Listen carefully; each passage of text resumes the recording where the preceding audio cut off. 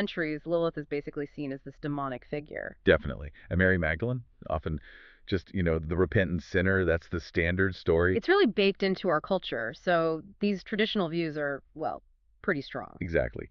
So the big question for this deep dive is, what if Gnosticism saw them differently? Like fundamentally differently, maybe even connected. Mm-hmm. And what does that shift in perspective tell us about the whole idea of the sacred feminine? And the video title itself mentions a forbidden union. That really grabs you. It does. What kind of union? Why forbidden? That's something we definitely need to get into. So our goal here is to kind of walk you through this alternative view, give you a shortcut to understanding what it's all about. Okay, so where do we start? Lilith. Yeah, let's unpack Lilith first. The transcript immediately throws out that traditional demon idea. So what's the Gnostic take instead? Well, it's quite a shift. They see her more as a forgotten teacher, someone embodying sovereignty, independence. A forgotten teacher. Interesting. And her fall. In Gnosticism, that's not the typical fall from grace. No, not really. It's linked more to this concept of Sophia, the fallen Sophia, they sometimes call it. Okay, Sophia. Everyone not familiar, who is Sophia in Gnosticism, and why is her fall significant? Right. So Sophia, in many Gnostic views, represents divine wisdom, kind of an aspect of the divine that played a role in creation. Mm-hmm. Her fall isn't usually seen as a moral sin, but more like a descent, an emanation away from the highest spiritual realms. Sometimes it's described as this, well, desire to create on her own, maybe without full permission or understanding from the higher powers. A desire to create independently. Exactly, a yearning for knowledge, for manifestation. So linking Lilith to that suggests her actions, her independence, come from a similar impulse, a kind of wisdom that dares to act on its own. That completely reframes it. It's not simple disobedience. It's almost like a creative impulse gone slightly rogue. You could sort of see it that way, and Yeah. the transcript suggests Lilith actually shows up as an archetype for, well, spiritual awakening. How so? Like, how does it actually manifest for people? The video mentions things like dreams that shake us up, those inner feelings of rebellion against, the status quo or internal limits, even big life changes like breakups, things that force us to question everything and find our own way, much like Lilith did. Those are powerful moments, like an internal push towards being more authentic, even if it rocks the boat. Precisely. And the transcript connects her strongly to the body, to sexuality, desire, but not as sinful things. Like they calls them gateways, the soul's compass. Yeah. Why that view in Gnosticism? Well, it fits with the broader Gnostic idea that the divine isn't just out there, it's also in here, in the material world, in us, in our bodies. Okay. So powerful forces like sexuality and desire are seen as expressions of that divine energy. If you approach them with awareness, not repression, they can actually guide you, lead you to deeper self-knowledge, hence gateways or a compass. So encountering Lilith, or this archetype, means first looking within.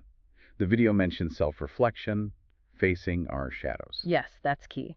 Lilith, being the one who stepped outside the lines, kind of encourages us to look at the parts of ourselves we might ignore or deny, our own shadows.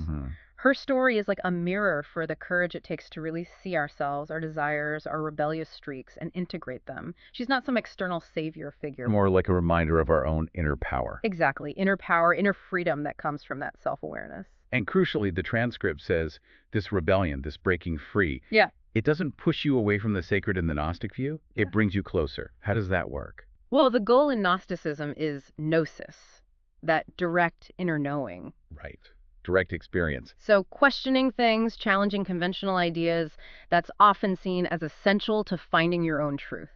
Lilith's rebellion becomes a symbol for that inner questioning. Ah, so breaking free from external rules lets you find a more direct connection. Precisely. It opens the door to a personal encounter with the divine, which is what gnosis is all about. Finding your truth, not just accepting someone else's. Okay, that makes sense.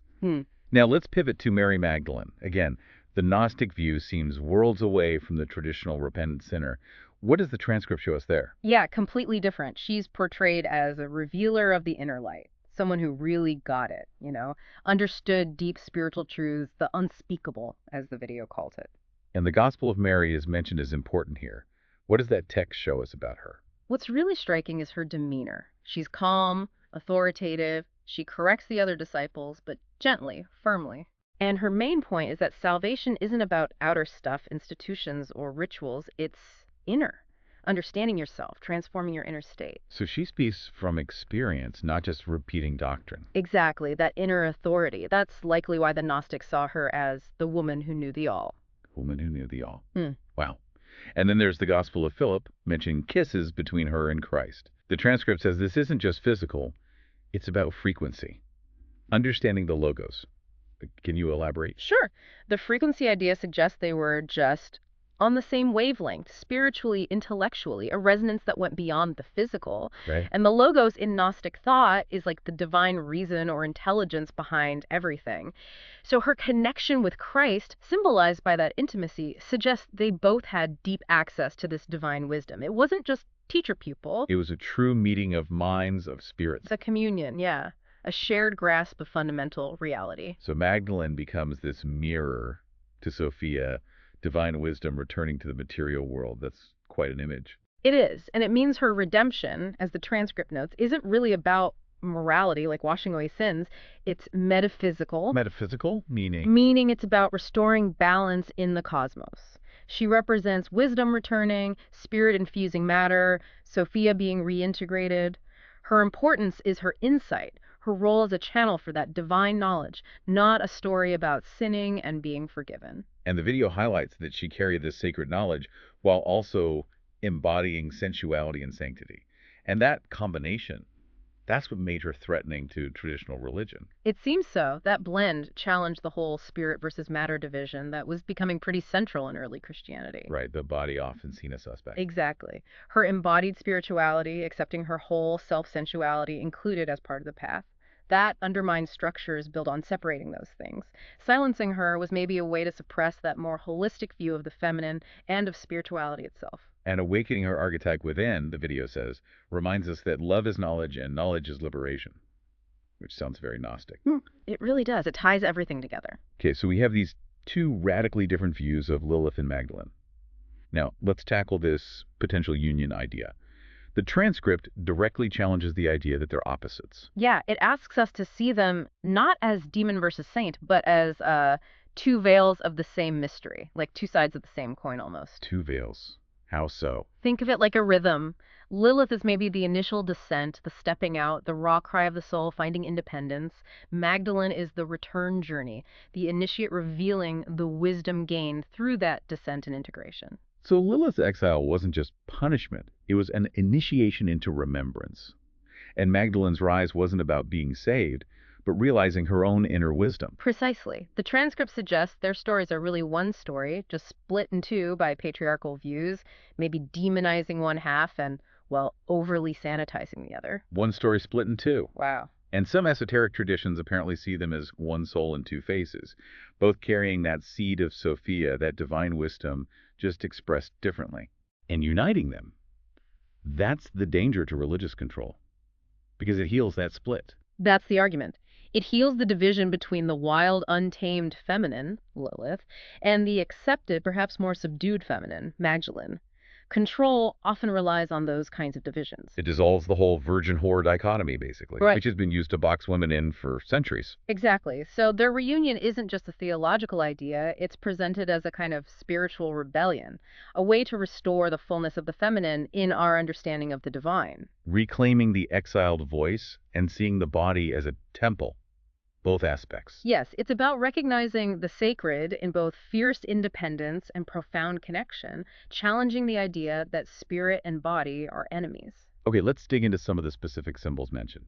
Lilith and the serpent. Right, but the transcript is clear, not the Genesis tempter, more like an awakener. An awakener, offering knowledge. Yes, knowledge for remembrance. And it connects the serpent to Kundalini energy, that life force coiled within us, the potential for transformation. So the serpent here is wisdom, life force, inner power. Exactly. Lilith embodies that power to awaken, to transform, through accessing that inner energy and knowledge. And Magdalene with the oil, not cleansing sin, but crowning the body. Crowning the sacred body as divine, yeah. It's an act of intimacy, of revelation, saying this physical form is holy. But oil itself has sacred connotations. For consecration, healing, yes.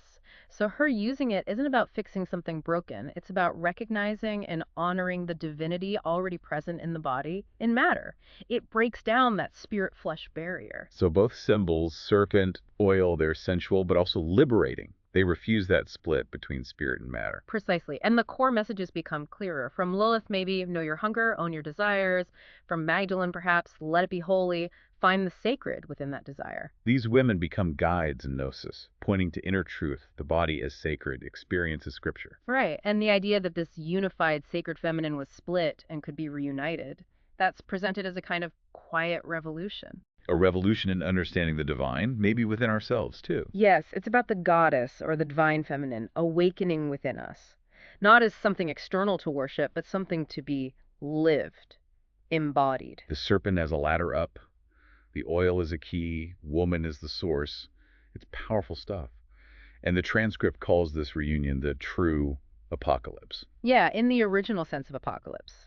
An unveiling, revealing what was hidden. So this brings us right to the listener.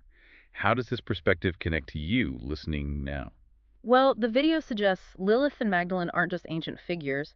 They represent forces, energies, potentials within each of us, things we might have denied or forgotten. So integrating them means Owning your shadow, your complexities, maybe that rebellious streak from Lilith, and also cultivating that capacity for deep, wise love and connection, like Magdalene, approaching it all with awareness. And the transcript makes this point that you, the listener, you might be both, the rebel and the saint. You have both the fire and the grace. Exactly. And maybe true healing isn't about getting rid of one or the other, but finding how they coexist within you, reconciling them. I like that line. You are not broken. You are divided.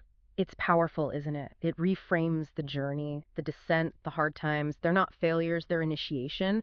And the return, the integration, that's stepping into your real power, informed by all of it. And the sacred feminine within, it's not asking for perfection. No, just presence. Acknowledging your intuition, your creativity, your desires, your strength, letting it be lived authentically, not shoved into a box. And this reunion, this integration, it starts when you stop waiting for permission. That's the idea. Stop waiting for external validation. That gnosis, that inner knowing, it's already there. It's the spark, the whisper, the inner light. So wrapping this up, the core idea is that Gnosticism gives us this really potent alternative view.